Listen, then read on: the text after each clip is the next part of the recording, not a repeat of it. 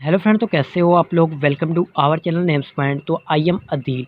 आज की स्टूडियो में ब्यूटीफुल सा नाम है लड़कियों के लिए अनुष्का। इसके बारे में हम जानते हैं, तो लेट्स स्टार्ट। सबसे पहले जानते हैं कि इस नाम का अर्थ क्या होता है, इस नाम का मतलब क्या होगा। तो इस नाम का मतलब बनता है कौन दोस्त है, कोई दुश्मन नहीं। इस नाम के तख्लीक ज़बान में बात करें तो ये हिंदी ज़बान का नाम है, जिन्स लड़की होती है। इस नाम का लकी नंबर 7 माना जाएगा और इस नाम का धर्म हिंदू होता है। इस टाइम की लकी तारीखें होंगी वो होंगी 2, 7 और 9। इस टाइम का जो कि बेहतरीन वक्त होगा वो होगा 7 AM से लेकर 9 AM तक। इस टाइम के लकी दिनों में बात की जाए तो मंगल और जुमेरात शामिल होगा। अगर आपको बताएं कि इस टाइम वाली लड़कियां कैसी होंगी, तो आप ज़िंदगी में आने वाली मुश्किलात से टकराना पसंद करते हैं और इनका मुकाबला करना चाहते हैं। इस टाइम के हाकिम सारा होगा वो होगा मरीख, और मुआफ़ी धातु में बात की जाए तो तांबा और लोहा भी शामिल होता है।